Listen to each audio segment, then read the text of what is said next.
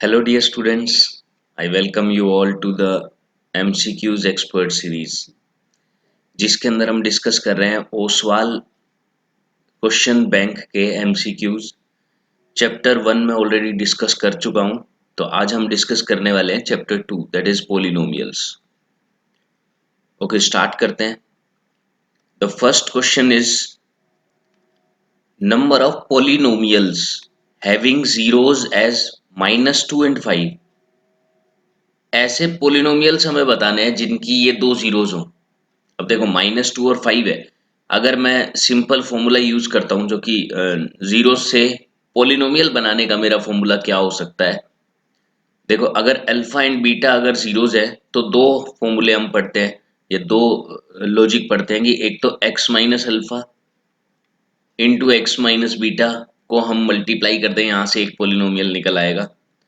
या फिर दूसरा जो कि इसी को ही मल्टीप्लाई करने पर आता है, हम डायरेक्ट रिजल्ट भी याद रखते हैं। कैसे?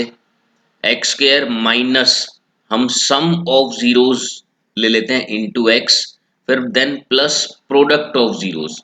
वैसे इसको भी मल्टीप्लाई करेंगे तो यही आएगा। तो ये आपको दोनों याद रखने हैं। ये और भी ज़्यादा इंपॉर्टेंट हो जाता है कि पहले एक्स स्क्र फिर माइनस अल्फा प्लस बीटा, यानी कि दोनों जीरोस का सम प्लस प्रोडक्ट। ओके, अगर हम चेक करना चाहें कि सम कितना है, -2 और 5 का सम है 3 और इनका प्रोडक्ट कितना है 10, यानी कि पोलिनोमियल ये होना चाहिए x square minus sum into x plus product. तो इसने पूछा द नंबर ऑफ पोलिनोमियल्स, ऐसे कितने पोलिनोमियल्स बन सकते हैं। आंसर 1, 2, 3 या मोर देन 3। अब इनमें से हमें बताना है। देखो, x square minus 3x plus 10, अगर आप इसकी जीरोस निकालेंगे तो यही दो जीरोस आपको मिलेंगी, -2 एंड 5। अच्छा, अब इसी पोलिनोमियल को लेट में 2 से 3 से किसी भी नंबर से मल्टीप्लाई कर देता हूं, तब जीरोस क्या आएंगी। मान लो मैंने 2 से मल्टीप्लाई कर दिया इसको, 2x square minus 3x plus 10। अब मुझे ये दूसरा पोलिनोमियल हो गया।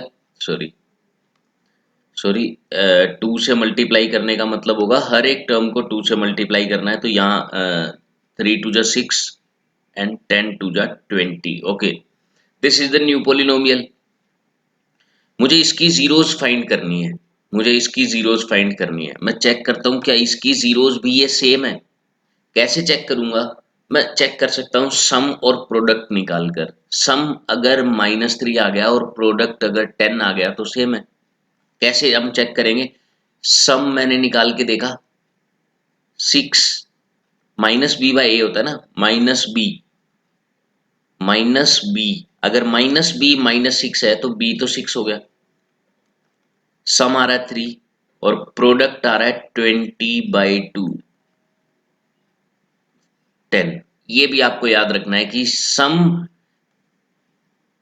अगर कोई भी पोलिनोमियल हमें कुछ इस तरीके से दिया हुआ है, a x square plus B x plus c, तो जीरोस का सम इक्वल होना चाहिए -b/a के, और प्रोडक्ट इक्वल होता है c/a के, वेर b क्या है? लीनियर टर्म है। लीनियर टर्म मतलब x का कोफिशिएंट, a क्वाड्रेटिक टर्म है मतलब x स्क्वायर का कोफिशिएंट, और c कांस्टेंट है। तो ये आपको याद रखना है। इसी का यूज किया था मैंने यहाँ पर कि मैंने सम चेक किया वो 3 आ रहा है, प्रोडक्ट चेक किया वो 10 आ रहा है। अच्छा, अब इसी को मैं 3 से मल्टीप्लाई कर देता हूं, अब जीरोस क्या होंगी? अब भी यही होंगी जीरोस। अगर मैं 4 से मल्टीप्लाई कर दूं, 5 से मल्टीप्लाई कर दूं, 8 से मल्टीप्लाई कर दूं, किसी भी नंबर से मैं मल्टीप्लाई करता रहूं इसको, जीरोस पर कोई फर्क नहीं पड़ेगा, यही जीरोस होंगी -2 एंड 5। तो क्वेश्चन में क्या पूछा? नंबर ऑफ पॉलिनोमियल्स जिनकी जीरोस ये है। हमें इतनी सब कहानी नहीं करनी है एग्जाम में। हमें एग्जाम में बस इतना हुआ है कि number of polynomial having zeros as -2 and 5, ये दो जीरोस हों, ऐसे कितने पॉलिनोमियल पॉसिबल है। तो ऐसे दो जीरोस वाले इनफाइनाइट पॉलिनोमियल्स पॉसिबल हैं। इनफाइनाइट पॉलिनोमियल्स पॉसिबल है, तो हम इसमें लिखेंगे मोर देन 3। ये इसका आंसर होगा। ओके, नेक्स्ट हम देखते हैं question number 2। given that one of the zeros of cubic polynomial this is zero, then product of other two zeros। वैसे तो देखो क्यूबिक पोलिनोमियल सीबीएसई क्वेश्चन कम देता है, बहुत कम, शायद ना के बराबर, लेकिन फिर भी एक बार हम ये क्वेश्चन कर लेते हैं। देखो क्या बोला गया है कि one of the zeros is zero. अगर कोई भी क्यूबिक पोलिनोमियल है उसका एक फॉर्मूला मैं आपको बता देता हूँ, a x cube plus B x square plus c x plus d. इसमें जीरोस का sum alpha plus beta plus gamma, ये तीन जीरो अल्फा बीटा गामा मैंने मान लिए। तो alpha plus beta plus gamma minus b by a होता है। अच्छा, alpha beta plus beta gamma plus gamma alpha, इनका सम सी बाय ए होता है। और तीनों जीरोस का प्रोडक्ट अल्फा बीटा गामा ये इक्वल होता है माइनस डी बाय ए। ये इसके जीरोस और कोफिशिएंट्स का रिलेशन होता है। ओके, अब इसने बोला है कि एक जीरो तो इसकी जीरो ही है, बाकी दो का हमें प्रोडक्ट निकालना है। तो सबसे बेस्ट तरीका ये वाला है, सबसे बेस्ट तरीका ये वाला फॉर्मूला इसके अंदर हम यूज करेंगे। क्योंकि क्या बोला है, एक एक तो जीरो है, मैं मान लेता हूं कि अल्फा जीरो है यहाँ पर। देखो अल्फा जीरो तो जीरो इंटू बीटा जीरो हो गया, फिर यहाँ भी अल्फा आ रहा है जीरो इंटू गामा, ये भी जीरो हो गया। बचा क्या, बाकी दो जीरोस का प्रोडक्ट ही बच गया, यानी कि beta gamma is equal to c upon a, c upon a. यही इसका आंसर हो गया, और कुछ बचा ही नहीं। एक जीरो अगर जीरो है तो मैंने जीरो पुट किया एंड आंसर डायरेक्ट आपके सामने है। ओके, नेक्स्ट क्वेश्चन हम देखते हैं। Sorry, question number 3।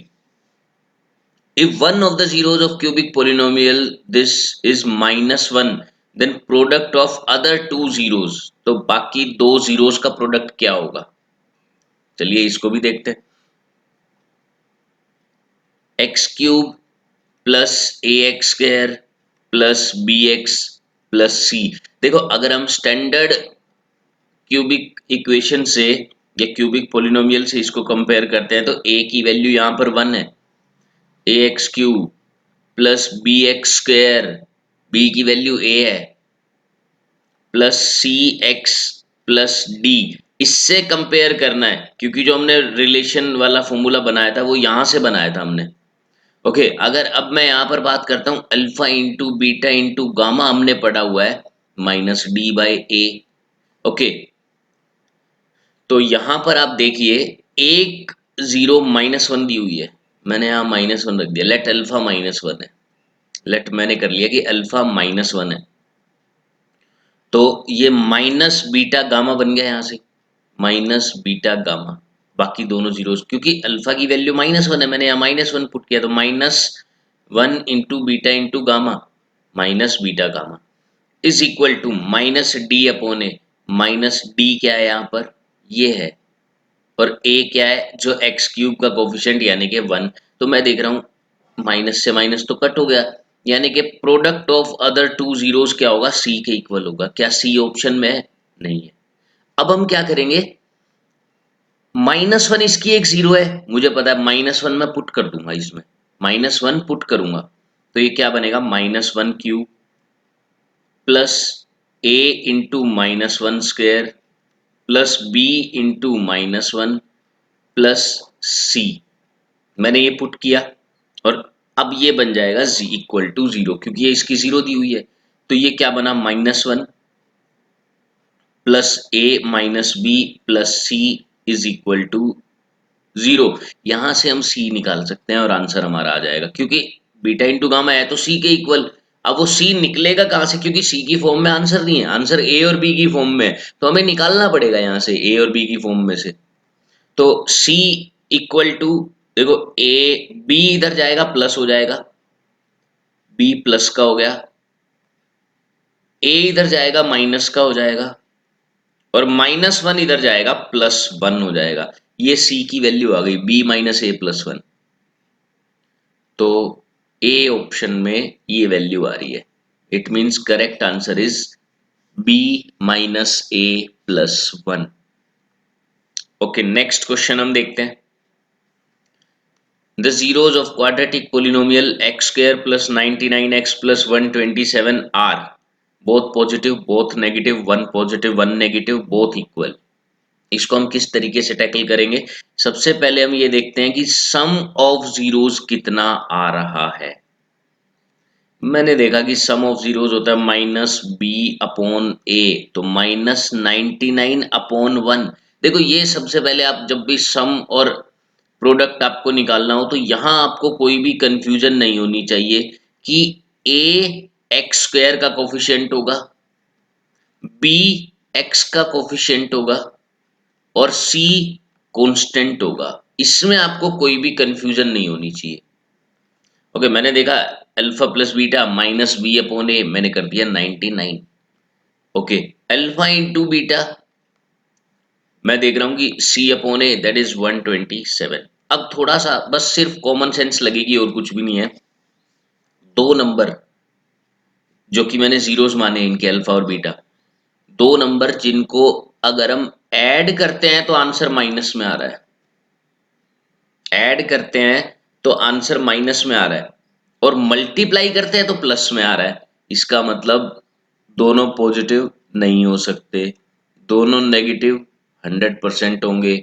One positive one negative नहीं, फिर तो प्रोडक्ट नेगेटिव में आ जाएगा ना। देखो दोनों पॉजिटिव है तो सम पॉजिटिव में आना चाहिए था, तो इसलिए मैंने ये वाला ऑप्शन रिजेक्ट किया।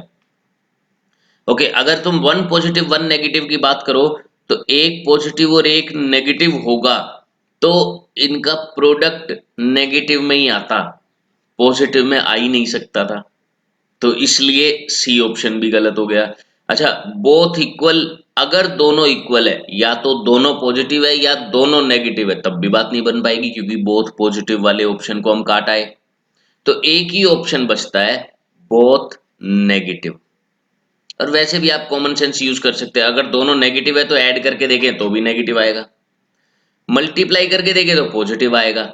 इसका मतलब यही वो ऑप्शन है जो करेक्ट है। ओके, नेक्स्ट हम देखते हैं क्वेश्चन नंबर 5।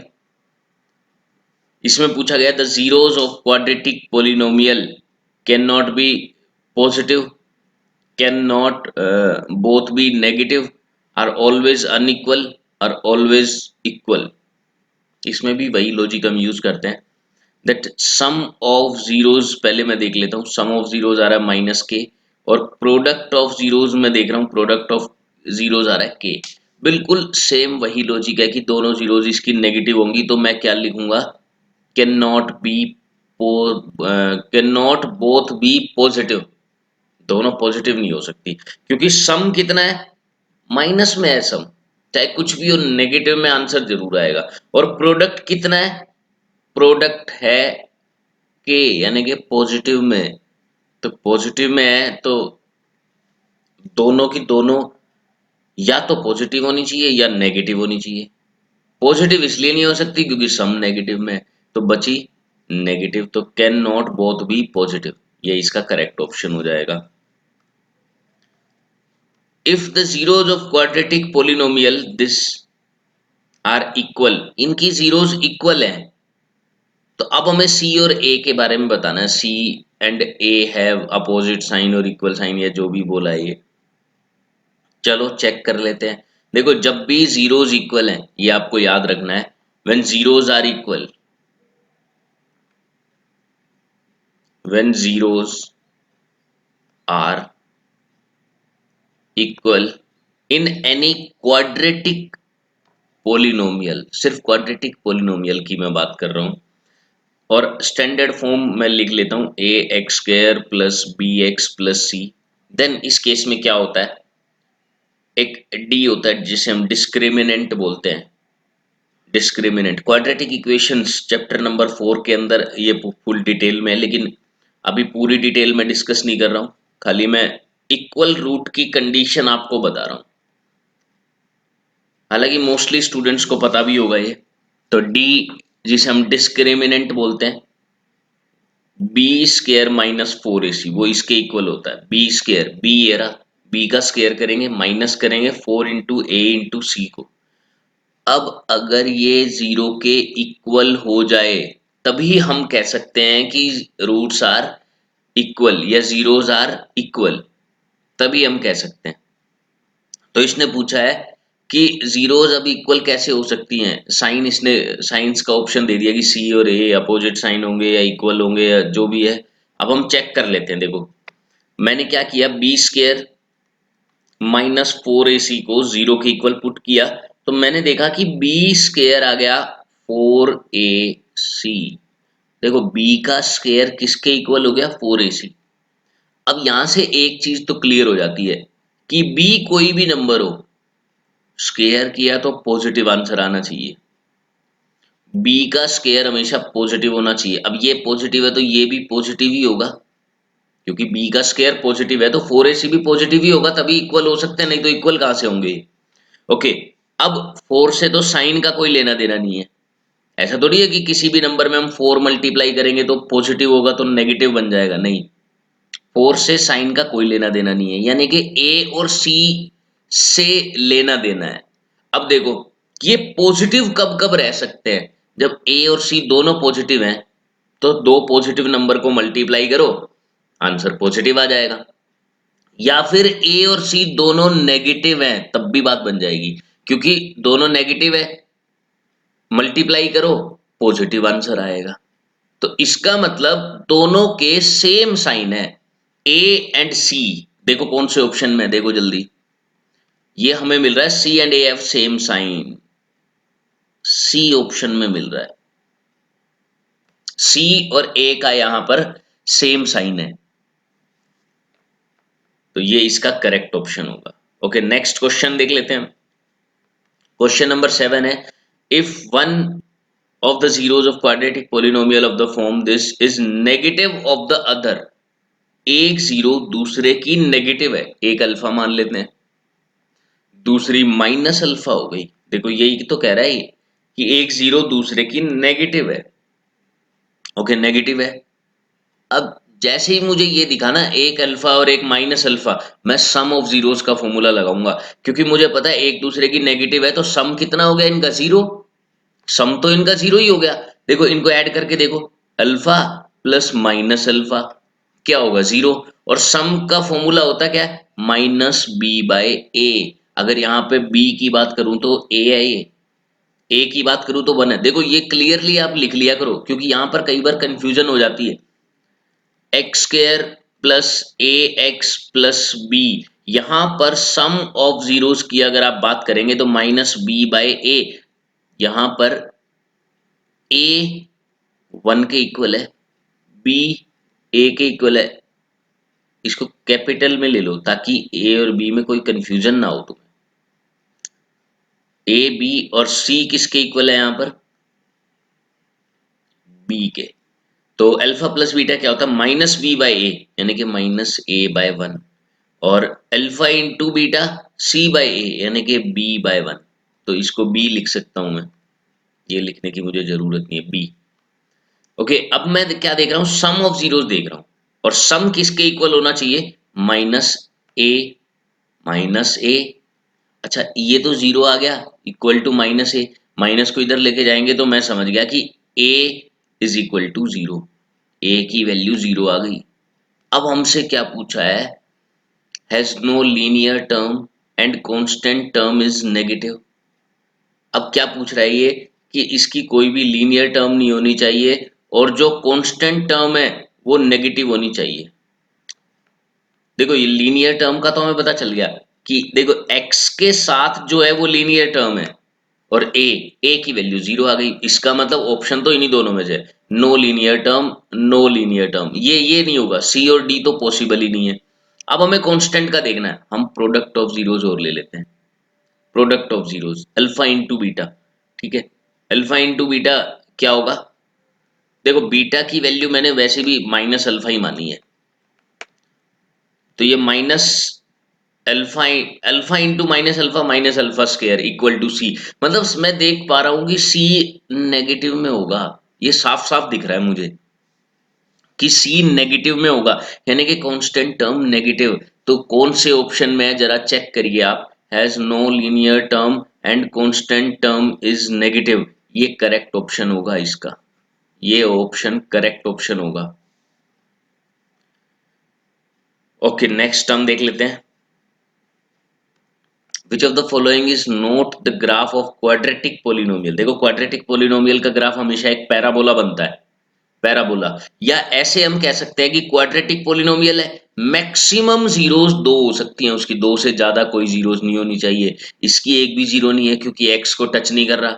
ये भी हमें पता होना जरूरी है कि जहां भी किसी भी पोलिनोमियल का ग्राफ एक्स एक्सिस को टच करता है या इंटरसेक्ट करता है, उतनी ही उसकी नंबर ऑफ जीरोज होती है, वही उसकी जीरो होती है।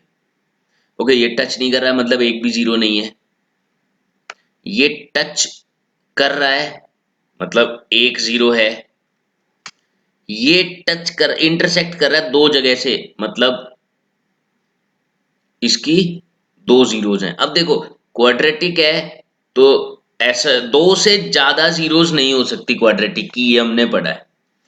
जीरो हो सकती है, वन हो सकती है, टू हो सकती है, दो से ज्यादा तीन नहीं हो सकती कभी भी। और ग्राफ कैसा बनेगा, हमेशा एक पैराबोला की फॉर्म में। तो ये पैराबोला है, ये पैराबोला है, ये पैराबोला है, इसलिए ये तो हो ही नहीं सकते आंसर, क्योंकि ये पूछा है which is not a quadratic polynomial, तो ये तो है क्वाड्रेटिक। ये मुझे दिख गया कि ए बी और सी ये तीनों क्वाड्रेटिक है, बचा कौन सा, डी। देखो पहली बात तो ये पैराबोला नहीं है, दूसरी चीज ये हमें क्लियरली दिख रहा है कि एक्स एक्सिस को तीन जगह पे कट कर रहा है, तो नंबर ऑफ जीरोस थ्री हो गई इसकी, तो थ्री तो ज्यादा हो जाती हैं, दो से ज्यादा हुई ना क्वाड्रेटिक, तो इसका मतलब डी ऑप्शन इसका करेक्ट ऑप्शन होगा, ये इसका करेक्ट ऑप्शन होगा। ओके नेक्स्ट क्वेश्चन हम देख लेते हैं, एसर्शन रीजन।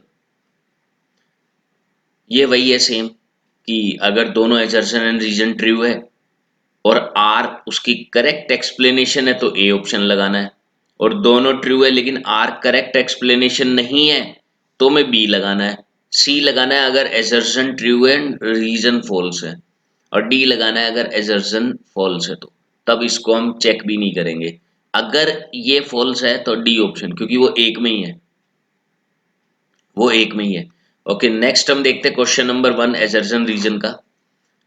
इसमें दिया हुआ है if the zeros of quadratic polynomial this are both positive, zeros दोनों पॉजिटिव हैं, then A B and C all have same sign. Check कर लेते हैं। देखो जीरोस क्या है, दोनों पॉजिटिव हैं, दोनों पॉजिटिव है, मैं जीरोस को पॉजिटिव तुम मान लो, जीरोस को पॉजिटिव मान लो आप। कैसे, कोई भी एग्जांपल ले सकते हो इसके अंदर, जैसे एक जीरो मैंने वन मान ली और एक जीरो टू मान ली, मैंने अपनी तरफ से मान ली। अच्छा सम कितना आ रहा है, सम मैं देख रहा हूं आ गया थ्री, और प्रोडक्ट कितना आ रहा है, मैंने देखा प्रोडक्ट आ रहा है टू। अच्छा पोलिनोमियल क्या होना चाहिए, मुझे पता है x square minus sum into x plus product, ये होना चाहिए पोलिनोमियल। मैं देख रहा हूं ए तो पॉजिटिव में है, बी यहां पर नेगेटिव में है, और सी यहां पर पॉजिटिव में है, और इसने क्या बोला है A B and C all have same sign, नहीं गलत है। बस यहीं से हमें पता चल गया, हमें कुछ आगे करने की जरूरत नहीं है, क्लियरली हमें दिख रहा है ए वन है, बी माइनस थ्री है, सी टू है। इसने क्या बोला है कि दोनों जीरोस पॉजिटिव। अब हमने मान लो बहुत सारे एग्जांपल लेने की जरूरत नहीं है, किसी भी एक भी एग्जांपल में अगर ये फेल हो गया तो ये फेल ही माना जाएगा, यानी कि एक भी एग्जांपल में अगर इसकी स्टेटमेंट फॉल्स होती है तो ये फॉल्स स्टेटमेंट हो गई, sorry. okay now we will discuss the reason. if two of the zeros of cubic polynomial are zero, अगर क्यूबिक पोलिनोमियल की दो जीरो जीरो के इक्वल है, two of the zeros of cubic polynomial are zero, then it does have any linear and constant term. ले लो, दो zero मैंने zero मान ली और एक जीरो मैंने वन मान ली। तो कैसे हम बनाते हैं, x minus zero into x minus zero into x minus one. देखो जीरो से फैक्टर बनाओ, मल्टीप्लाई कर दो, ये तरीका हमेशा काम करता है। इसमें भी आपको अगर पोलिनोमियल बनाना है आप ऐसा कर सकते थे, x minus one into x minus two, zero से फैक्टर बनाया, मल्टीप्लाई कर दिया, यही आंसर आएगा। ओके, मैंने ये किया तो मुझे दिख रहा है कि ये बना x cube minus x square, मुझे ये दिख रहा है कि x cube minus x square आ रहा है। अच्छा, if the zeros of polynomial then it does not have linear and constant term, तो इसकी लीनियर और कांस्टेंट टर्म नहीं होगी, बिल्कुल ठीक कह रहा है। लीनियर टर्म वो होती है जो एक्स के साथ आती है, वो यहाँ पर नहीं है। कांस्टेंट टर्म वो होती है जो बिना एक्स के आती है, वो भी यहाँ पर नहीं है। तो ये करेक्ट है। वैसे अगर पहला ऑप्शन इनकरेक्ट है तो हमें और कोई भी ऑप्शन यानी कि रीजन की तरफ देखने की जरूरत भी नहीं है, इसका ऑप्शन डी हो जाता है। इसका ऑप्शन डी करेक्ट हो जाता है। हमें ये चेक भी नहीं करना है कि रीजन करेक्ट है या नहीं है। खैर, इसमें हमने कर लिया। नेक्स्ट हम देखते हैं, the value of k for which the quadratic polynomial this has equal zeros are this. Okay, equal zeros के लिए मैंने आपको फॉर्मूला बताया था that b square minus four a c, ये जीरो के इक्वल होना चाहिए, जिसे हम डिस्क्रिमिनेंट बोलते हैं। ओके, बी का स्क्वायर एक्स के साथ इसके अंदर बी है। देखो, कंपेयर हमेशा हमें स्टैंडर्ड इक्वेशन से ही करना है, वहीं से एक्चुअली में हमें पता चलेगा कि कौन ए है कौन बी है। देखो, a x square b x plus c, अब हमें क्लियरली दिख रहा है ए के है, बी वन है, सी के है। बी का स्क्वायर यानी कि वन का स्क्वायर माइनस फोर इंटू ए में देख रहा हूं के इक्वल है, और सी सी में देख रहा हूं के इक्वल है, तो सीधा के स्क्वायर ही लिख देता हूं इक्वल टू जीरो। फोर के स्क्वायर को इधर लेके गया मैं, इधर सिर्फ वन रह गया, और k square is equal to one by four and k is equal to plus minus one by two square root अगर मैं करता हूं तो मैंने देखा कि ये स्टेटमेंट बिल्कुल करेक्ट है सर। अब आते हैं हम रीजन पे। If all of the three of the zeros of cubic polynomial are positive, ये कह रहा है तीनों की तीनों इसकी जीरोस पॉजिटिव हैं, then at least one of A B and C is non negative, मतलब पॉजिटिव होगा कम से कम एक। तीनों जीरोस पॉजिटिव हैं, ले लो कोई भी एग्जांपल ले लो। लेट तीनों जीरोस को मैं मान लेता हूं वन वन एंड वन, तीनों जीरोस को ही मैंने वन मान लिया। ओके, तो क्या पोलिनोमियल क्या बनेगा, देखो x minus one x minus one x minus one, multiply कर देते हैं इनको, तो एक्स क्यूब, ये तो हमें पता है एक्स माइनस वन का होल क्यूब है, डायरेक्ट आइडेंटिटी से भी हम कर सकते हैं, बिना आइडेंटिटी के भी हम कर सकते हैं।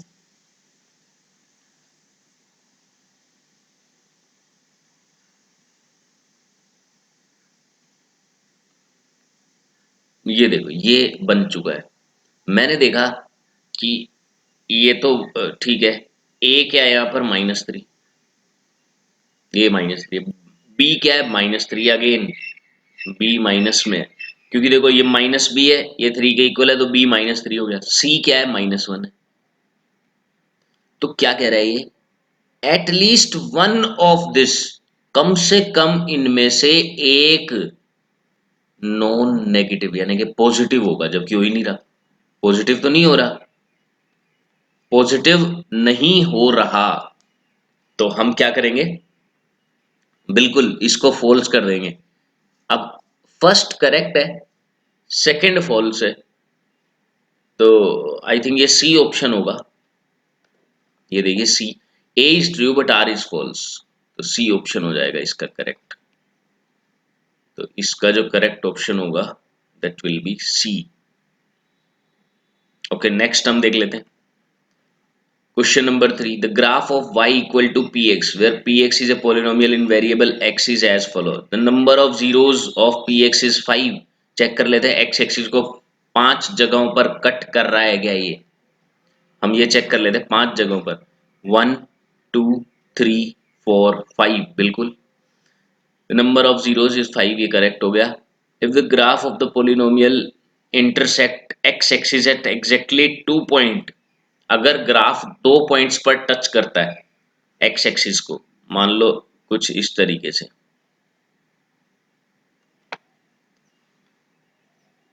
It need not be a quadratic polynomial, तो जरूरी नहीं है कि ये क्वाड्रेटिक हो। ये बात भी बिल्कुल ठीक है कि भाई दो जगह पर टच करता है, ऐसा भी तो हो सकता है क्यूबिक पोलिनोमियल हो लेकिन उसकी नंबर ऑफ जीरोज दो हो, या ऐसा भी हो सकता है नंबर ऑफ जीरोज एक हो क्यूबिक होने के बाद भी, क्यूबिक होने के बाद भी ऐसा भी हो सकता है कि जीरोज हो ही ना उसकी, क्योंकि मैक्सिमम जीरो उसके इक्वल होती है जितनी उसकी डिग्री होती है। जैसे क्वाड्रेटिक है, मैक्सिमम जीरोस 2 होंगी, कम हो सकती है।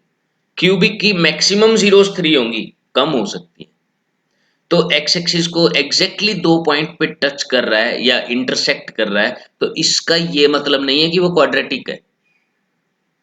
क्यूबिक भी हो सकता है, बाई क्वाड्रेटिक भी हो सकता है। तो इसका मतलब रीजन बिल्कुल ट्रू है, ये भी ट्रू है, लेकिन इससे कोई लेना देना नहीं है रीजन का। ये क्वाड्रेटिक की बात कर रहा है, तो हम ये कह सकते हैं कि करेक्ट एक्सप्लेनेशन नहीं है, यानी कि इसका हम करेक्ट ऑप्शन जो लगाएंगे वो लगाएंगे ऑप्शन बी, कि करेक्ट एक्सप्लेनेशन नहीं है। हाँ ठीक है, दोनों दोनों स्टेटमेंट बिल्कुल करेक्ट है, लेकिन ऑप्शन बी लगेगा इसका। नेक्स्ट हम देख लेते हैं, if the zeros of quadratic polynomial this is -3 then the value of k is, देखो इसमें तो एक ही तरीका है अपने पास, -3 हम पुट करके चेक करेंगे। तो k -1 इंटू -3 का स्क्वायर यानी कि 9 प्लस -3 इंटू के यानी कि -3k और +1, इसे हम 0 के इक्वल पुट कर देते हैं। तो ये क्या बना, देखो 9k -9 -3k +1 0 के इक्वल है, तो ये तो हुआ 6k, ये हुआ -8, इसको इधर ले जाते हैं +8 हो गया, then k is equal to 4/3, क्योंकि 8/6 होगा पहले ये, फिर हम 2 से डिवाइड करेंगे तो 4/3, k की वैल्यू 4/3, यानी कि ये स्टेटमेंट बिल्कुल करेक्ट है। If -1 is a zero of polynomial this then k is equal to -2। अब देखो रीजन, इसका रीजन तो नहीं है, ये रीजन थोड़ी लिखा हुआ है, ये तो एक अलग से स्टेटमेंट दे दिया, एक और सेम पार्ट दे दिया, तो रीजन तो मतलब ए ऑप्शन तो नहीं होगा। अच्छा अब हम चेक कर लेते हैं, -1 अगर इसकी 0 है तो k की वैल्यू ये है, -1 डायरेक्ट रखता हूं मैं, -1 का square into K, -1 into -4 +4 plus K is equal to 0, तो 2k is equal to -4 and k is equal to -2, यानी कि ये भी करेक्ट है। तो बी ऑप्शन इसका करेक्ट हो जाएगा, दोनों करेक्ट है लेकिन एक्सप्लेनेशन नहीं है उसकी, उसकी एक्सप्लेनेशन नहीं है वो करेक्ट। ओके नेक्स्ट, ओके ये केस स्टडी के क्वेश्चंस हैं। The below pictures are few natural example of parabolic shape which is represented by quadratic polynomial। देखो जब भी ये इस टाइप का कोई भी केस स्टडी आती है तो उसमें हो सकता है कि अलग अलग शेप्स बना के ये पूछ ले कि ये कौन सी शेप है, इस शेप का नाम क्या है, जैसे सर्कल, एलिप्स, पैराबोला। तो हमारे सिलेबस में हम जानते हैं क्वाड्रेटिक पोलिनोमियल है, और क्वाड्रेटिक पोलिनोमियल का ग्राफ पैराबोला बनता है, तो हम समझ सकते हैं इजीली कि क्वेश्चन का आंसर क्या होगा। सर्कल, इलिप्स ये सब चीजें अभी नहीं आएंगी, वो 11th में आएंगी। तो पैराबोला क्वाड्रेटिक का ग्राफ बनता है, और क्वाड्रेटिक हमारे सिलेबस में, हाँ दूसरा हो सकता है लीनियर, अगर वो लीनियर पूछ ले, लीनियर का ग्राफ एक स्ट्रेट लाइन होता है, क्वाड्रेटिक का ग्राफ एक पैराबोला होता है। बस ये दो ही चीजें हमें ध्यान रखनी है, इन्हीं दोनों में से कोई ना कोई आंसर होगा। ओके इन द स्ट्रक्चर, ये जो दिए हुए ना स्ट्रक्चर, ये देखो ये पैराबोला की शेप में दिए हुए हैं जो स्ट्रक्चर बनाए हुए हैं, ये देखो ये ऐसे। ओके इसके क्वेश्चन देखते हैं।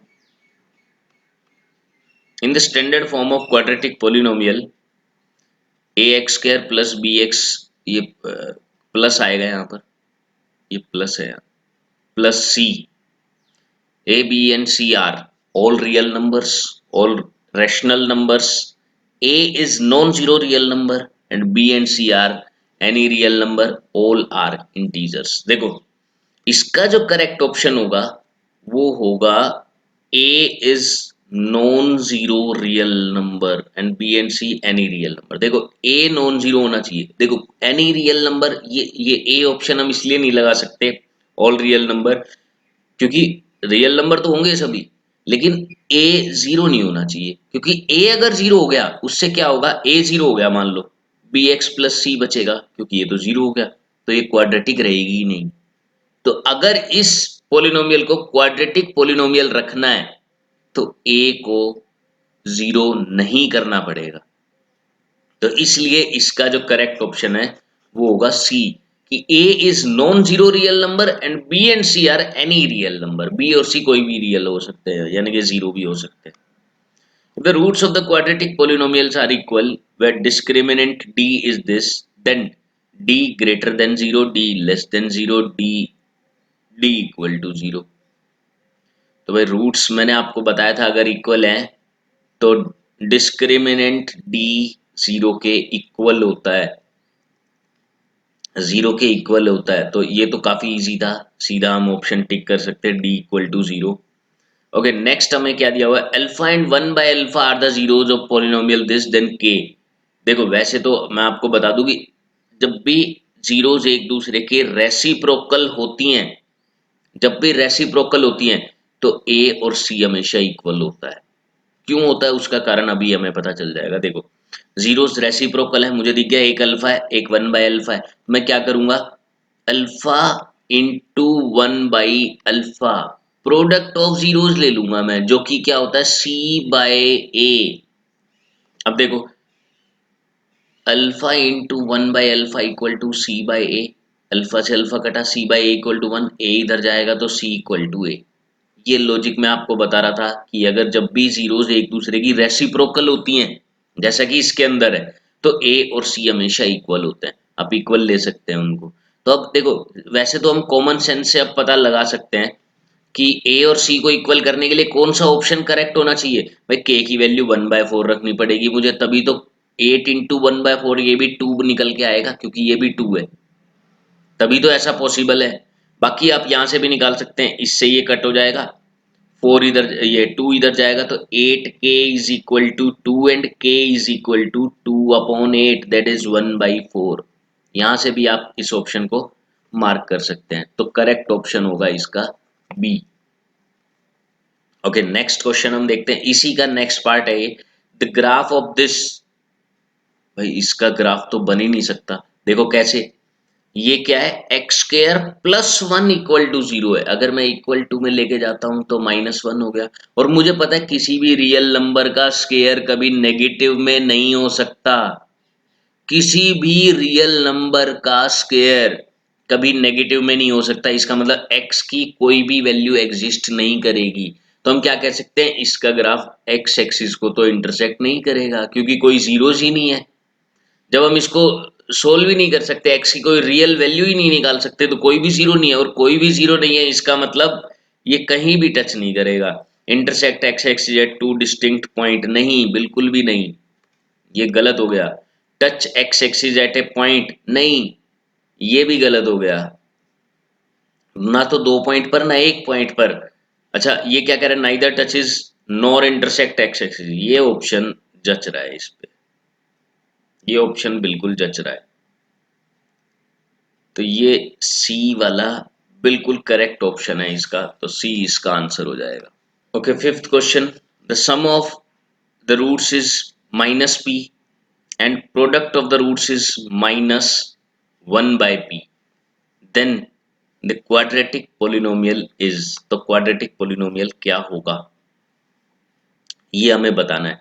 ओके, के तो कांस्टेंट के लिए लगाया हुआ है, अब हमें क्या करना है, सम माइनस पी दिया हुआ है, तो फॉर्मूला होता है एक्स स्क्वायर माइनस सम, और वो क्या है माइनस पी, ये डायरेक्ट फॉर्मूले में पुट करता हूं मैं, माइनस सम इंटू एक्स ये होता है। चलो मैं एक बार लिख देता हूँ, minus sum into x plus product, ये होता है फॉर्मूला। तो एक्स स्क्वायर माइनस सम, सम क्या है माइनस पी, तो ये प्लस पी एक्स हो गया, प्रोडक्ट क्या है माइनस वन बाय पी, ये -1/p हो गया। अब हम चेक कर सकते हैं कि लीनियर टर्म में p किस में आ रहा है और इधर -1/p किस में आ रहा है, और मुझे क्लियरली दिख जाएगा कि सी ऑप्शन करेक्ट हो रहा है। यहाँ पे सी ऑप्शन बिल्कुल करेक्ट हो रहा है। ओके, नेक्स्ट हम देख लेते हैं। ओके, केस स्टडी आ गई ये भी। एन आसन is a body posture originally and still general term for sitting meditation pose and later extend in health yoga and modern exercise to any type of poses or position, adding reclining, standing, inverting, inverted, twisting and balancing poses। मतलब योगा के कुछ अलग अलग poses दिए हुए हैं ये। One can observe that poses can be related to representation of quadratic polynomial। ये quadratic polynomial को represent कर सकते हैं। तो क्वेश्चन यहां से शुरू है, the shape of poses shown is, भाई स्पाइरल नहीं होगा, इलिप्स नहीं होगा, लीनियर नहीं है, यहाँ पर पैराबोला, क्योंकि बोल भी दिया ना ये पोजेस क्वाड्रेटिक पोलिनोमियल को रिप्रेजेंट कर सकते हैं, तो आंसर पैराबोला हो गया। क्वाड्रेटिक का ग्राफ हमेशा पैराबोला बनता है। Okay, the graph of parabola opens downward if, ये देखिए, ये जो क्वेश्चन है ये आपको याद रखना है कि पैराबोला का ग्राफ डाउनवर्ड्स ओपन कब होता है, व्हेन a लेस देन 0, और पैराबोला का ग्राफ अपवर्ड ओपन कब होगा, जब a ग्रेटर देन 0 है। ये दोनों कंसेप्ट आपको याद रखने हैं। तो इसका जो करेक्ट ऑप्शन होगा, opens downward a less than 0 में, opens upward greater than 0। Okay, next हम देखते हैं in the graph how many zeros are there of the polynomial. भाई टच देखो कितनी जगह से कर रहा है, दो जगह से टच कर रहा है, तो इसका मतलब दो जीरोज हैं, तो सी ऑप्शन इसका करेक्ट हो गया। बस इतना सही था ये। नेक्स्ट है, the two of the zeros in the above shown graph are. ये जो दिखाया हुआ है इसमें दो जीरोज कौन कौन सी हैं भाई, एक तो -2 पे टच कर रहा है, एक 4 पे, तो यही दो इसकी जीरोज हैं। तो हम क्या लिख सकते हैं, -2, 4, बी ऑप्शन इसका करेक्ट हो जाएगा। ये भी काफी इजी है।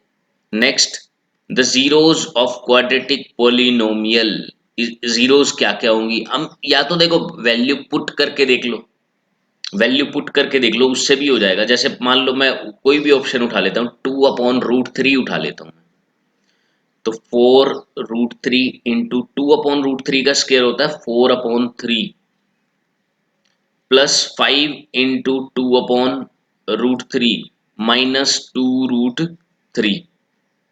ओके, अब मैंने ये देखा कि 4 4 जा 16 /3√3, इसको मैं रैशनलाइज करूंगा, √3/√3, तो 5 2 जा 10 √3/3 -2√3। ओके, एलसीएम में ले लेता हूँ, 3 आ गया, वो आ गया 16√3 प्लस 10√3 -2√3/3। मैं देख रहा हूं ये किसी भी हाल में जीरो नहीं बन सकता, ये तो जीरो बन ही नहीं सकता किसी भी तरीके से। इसका मतलब 2/√3 इसकी जीरो नहीं है। अब देखो 2/√3 नहीं है, तो इसका मतलब ये तो क्लियर हो जाता है कि ये दोनों ऑप्शन गलत है, क्योंकि फिर -2/√3 को होना पड़ेगा, क्योंकि भाई 2/√3 2/√3 -2/√3 -2/√3, यही ऑप्शंस है। तो ये ऑप्शंस है, तो यहां से फिर इसी को होना पड़ेगा फिर, और तो कोई ऑप्शन फिर बचता नहीं है। ओके, नेक्स्ट हम अब देखते हैं √3/4 को, √3/4 वाला देख लेते हैं।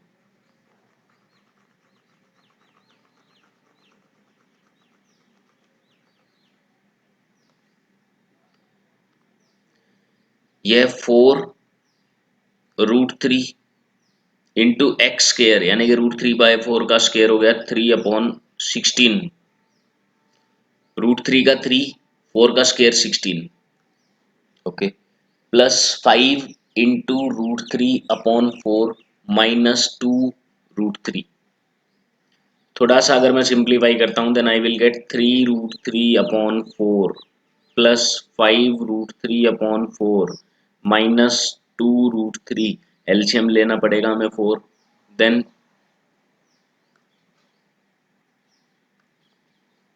सॉरी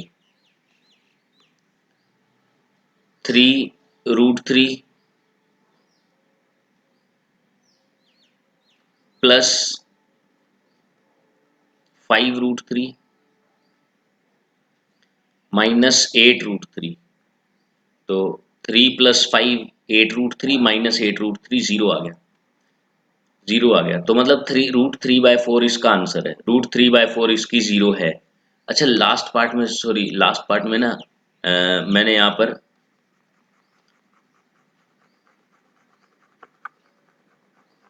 ये जो मैंने जो 2/√3 लिया था इसको दोबारा लेता हूँ, शायद मैंने कुछ उसमें एलसीएम के बाद मिस्टेक की है, देखते हैं। ये √3/4 है, ये तो करेक्ट है, यानी कि या तो ए ऑप्शन होगा या बी होगा। एक बार 2/√3 फिर से हम चेक कर लेते हैं। 2/√3 का स्क्वायर मैंने किया 4/3 प्लस 5 इंटू 2/√3 है, तो रैशनलाइज करके मैंने इसे ये लिखा था, और -2√3 है। ओके मैंने एलसीएम लिया इसका 3, तो 4 4 जा 16 √3 प्लस 10 √3। हाँ ये मैंने इसे 3 से मल्टीप्लाई नहीं किया लास्ट टाइम, तो 3 2 जा 6 √3 आएगा। 3 2 जा 6 √3, लेकिन आंसर तो फिर भी ठीक है, फिर भी ठीक है, गलती से भी हमने सही कर दिया, वो ऑप्शन बी करेक्ट होगा, क्योंकि जीरो नहीं आ रहा है, जीरो नहीं आ रहा है, जबकि √3/4 रखने पर जीरो आ रहा था। बी ऑप्शन इसका करेक्ट होगा। अच्छा अब एक तरीका और भी मैं आपको बताने जा रहा हूँ, वो क्या है कि सम ऑफ जीरोस और प्रोडक्ट ऑफ जीरोस चेक कर लो।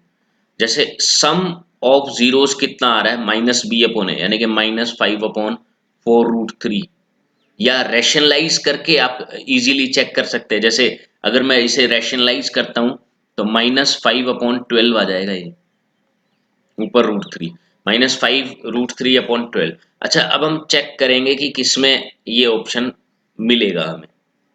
देखो डाटा तो ये 2/√3 और √3/4 ही है। अगर 2/√3 को रैशनलाइज करेंगे तो ये बनेगा 2√3/3, और इधर है √3/4, एलसीएम 12 तो बन गया, फिर इधर 8√3 और इधर ये बनेगा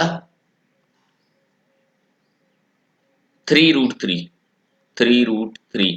अब देखो हमें ये चाहिए माइनस का, तो भाई ये माइनस का होना चाहिए, ये प्लस का होना चाहिए, तभी पॉसिबल है, यानी कि ये माइनस और ये प्लस, ये ऑप्शन करेक्ट हो गया, यानी कि बी। डायरेक्ट हमें पता चल सकता है सम ऑफ जीरोस वाला अगर हम तरीका यूज करते हैं तो। ओके नेक्स्ट एक्टिविटी 3, इसके अंदर क्या है, बास्केटबॉल एंड सॉकर। ये फिर से भाई थोड़ा बेसिक सा दिया हुआ है कि ये बास्केटबॉल है, ये बास्केटबॉल है और ये सोकर है, ये आपस में खेल रहे हैं, तो शॉट जो लगते हैं वो पैराबोला की तरह लगते हैं। हम डायरेक्ट क्वेश्चंस पे आते हैं। The shape of path traced shown, फिर से हम लगाएंगे D option. The graph of parabola opens upward if, ये फिर से वही क्वेश्चन है, अपवर्ड ऊपर की तरफ इसका ग्राफ ओपन होता है कब, when a greater than 0। Okay C option correct हो जाएगा इसका। Observe the following graph and answer. In the above graph how many zeros are there, जितनी भी जगह पर एक्स एक्सिस को टच कर रहा है उतनी इसकी नंबर ऑफ जीरोज हो गई, -3 1 और 2, यानी कि 3 इसकी जीरोज हैं। द 3 जीरोज, ये अभी अभी हमने देखा था, -3 -1 और, एक मिनट दोबारा चेक करते हैं, -3 -1 और 2, यस -3 -1 एंड 2, तो सी ऑप्शन इसका करेक्ट हो जाएगा, बिल्कुल लास्ट क्वेश्चन की तरह ही है। Then what will be the expression of the polynomial. Okay zeros हमें पता है -3 -1 और 2 है, हम पोलिनोमियल बना सकते हैं।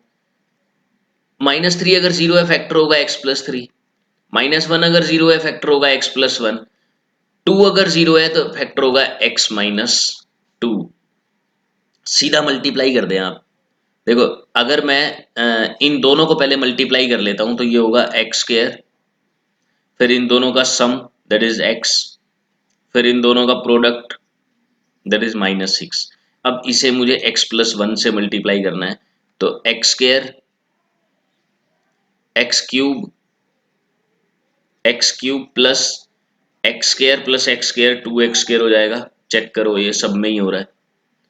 फिर होगा -6x प्लस x -5x, ये इन दोनों में, ये इन दोनों में, और -6। तो आप देख पा रहे हैं कि फर्स्ट और सेकंड ऑप्शन दोनों एक ही जैसे दिए हुए हैं। तो इस केस में कोई भी ऑप्शन आप लगा सकते हैं, क्योंकि ये तो दोनों सेम ही दिए हुए हैं। ये शायद कुछ मिसप्रिंट हो गया होगा। वैसे इन दोनों में से जो भी करेक्ट होगा वो आंसर हम इजीली मार्क कर सकते हैं। ओके, नेक्स्ट हम देखते हैं। नेक्स्ट फिर से एक और केस स्टडी है। फिर से वही पैराबोला की, ये आप पढ़ लेना। बाकी अधिकतर जो क्वेश्चन होते हैं केस स्टडी के, मैंने देखा है सीबीएसई बोर्ड ने भी जो दिए उनमें से, कि यहाँ से उसका कोई लेना देना नहीं होता। बाकी आप पढ़ लेना इसको। ओके, क्वेश्चन क्या है? If the highway overpass is represented by this then its zeros. कहने का मतलब ये है कि इसकी जीरोस बता दो, बस इतनी सी बात कह रहा है। तो अब हम कैसे देखेंगे? मैं देख रहा हूँ सम ऑफ जीरोस 2 आना चाहिए और प्रोडक्ट -8 आना चाहिए। मैंने सम और प्रोडक्ट निकाल लिया।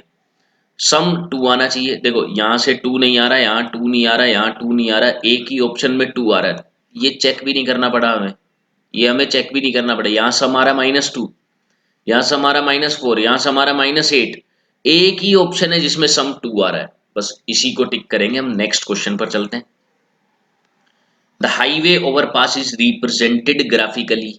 The zeros of polynomial can be expressed graphically. The number of zeros of polynomial is equal to number of points where the graph of polynomial clear है, intersect x axis। यही तो हम पढ़ते आए अभी तक कि x axis को जितनी भी जगह पर वो इंटरसेक्ट करेगा उतनी ही उसकी नंबर ऑफ जीरोज होंगी। Next, graph of quadratic polynomial is a parabola. ये भी हम हर क्वेश्चन में, हर केस स्टडी में अभी तक ये क्वेश्चन आ रहा है। केस स्टडी एक्चुअली इसकी एक ही टाइप की आ रही है बार बार, तो करेक्ट ऑप्शन इसका पैराबोला हो जाएगा। The representation of highway underpass, यानी कि पैराबोला की रिप्रेजेंटेशन पूछ रहा है। हुज 1 0 इज 6, एक जीरो इसकी 6 है। 6 पुट करके देख लो किस में जीरो बनता है। ये तो बनेगा 36 -6, जीरो नहीं बन रहा। 36 -3 जीरो नहीं बन रहा। 36 -36 जीरो बन रहा है। 36 -36 +2 जीरो नहीं बन रहा, यानी कि बी ऑप्शन ही करेक्ट है। बी ऑप्शन ही करेक्ट है। अच्छा, आगे क्या कह रहा है? सम ऑफ जीरोज इज जीरो। तो भाई -b/a जीरो रखोगे तो b की वैल्यू तो अपने आप ही जीरो आएगी, यानी कि b नहीं होना चाहिए। अब इसमें तो b है, वैसे भी इसमें ऑप्शन भी अगर हम चेक नहीं रख के नहीं करते तो पहले ही रिजेक्ट कर सकते थे हम, क्योंकि इसमें b है। इन तीनों में b नहीं है, तो इसमें हमने वैल्यू पुट करनी थी, 6 रखा, इसी में जीरो बन रहा है।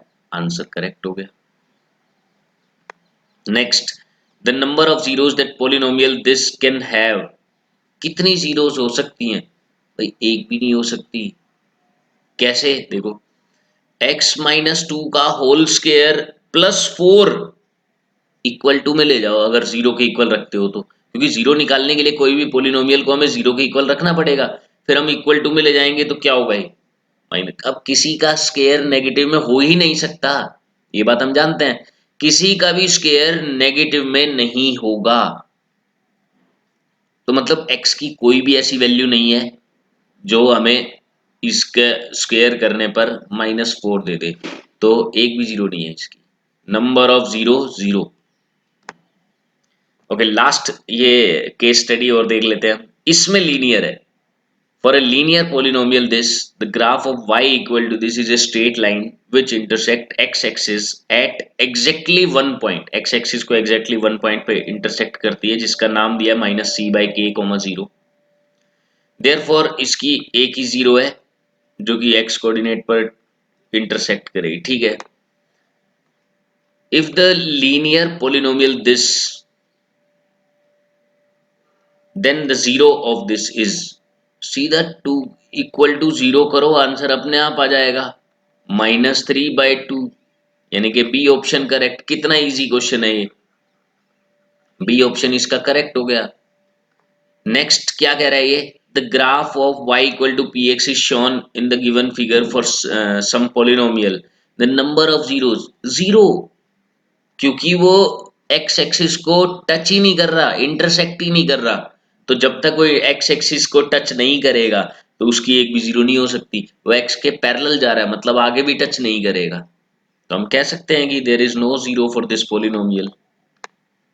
ओके नेक्स्ट क्या कह रहा है ये, alpha and beta are the zeros of quadratic polynomial this such that alpha minus beta 1 है, तो के की वैल्यू बताओ। बहुत ईजी है, देखो अल्फा इंटू बीटा अगर हम प्रोडक्ट लेते हैं तो वो सी बाई ए यानी कि के इक्वल होगा, यानी कि अल्फा बीटा निकल जाए, मल्टीप्लाई कर दो, वही के है, वही के है। चलो देखते हैं क्या दिया हुआ है, अल्फा माइनस बीटा 1 है, अल्फा प्लस बीटा हम निकालेंगे कैसे, सम ऑफ जीरोज से, वो आ गया 5, माइनस बी अपॉन ए होता है, 5 आ गया, ऐड कर लो, 2 alpha is equal to 6, alpha is equal to 3, alpha 3 है। देखो मैंने क्या किया, एलिमिनेशन मेथड, ऐड करते हैं तो बीटा से बीटा कट हो गया ना, अल्फा अल्फा 2 अल्फा, अल्फा की वैल्यू 3 आ गई, अल्फा की वैल्यू उठाओ किसी भी इक्वेशन में पुट कर दो, beta will be equal to 2, beta 2 हो जाएगा। अब अल्फा इंटू बीटा ही तो के इक्वल है, दैट इज 3 2 जा 6, इसका सी ऑप्शन करेक्ट होगा। नेक्स्ट हम देखते हैं question number 4, alpha and beta are the zeros of quadratic polynomial this, then product of zeros -5 up sorry 1 upon 4 इसका आंसर होगा, सी अपॉन ए, प्रोडक्ट पूछा ना, सी अपॉन ए 1 अपॉन 4, तो ये तो डायरेक्ट फॉर्मूला पूछा हुआ है, c upon a. Okay next, if the product of the zeros of quadratic polynomial is 4 then a की वैल्यू क्या होगी, देखो प्रोडक्ट क्या होता है, c upon a, that is 4, तो ए को इधर ले जाओ, 4 को इधर ले आओ, ए इज इक्वल टू -6/4 यानी कि -3/2, ए ऑप्शन इसका करेक्ट ऑप्शन हो जाएगा। तो इसी के साथ सेकंड चैप्टर ओसवाल से हमने कंप्लीट किया, तो all the best dear students, आप इसी तरीके से पढ़ते रहें, और अगर वीडियो अच्छी लगी है तो आप इसे लाइक कर सकते हैं, चैनल को सब्सक्राइब कर सकते हैं, क्योंकि आगे अभी हम डिस्कस करने वाले हैं सैम्पल पेपर्स और कुछ गेस्ट पेपर्स भी हम डिस्कस करेंगे, ताकि जब तक एग्जाम नहीं आ जाते कंटिन्यूस हमारी प्रैक्टिस चलती रहे और कुछ ना कुछ हमें सीखने को मिलता रहे। Okay, all the best.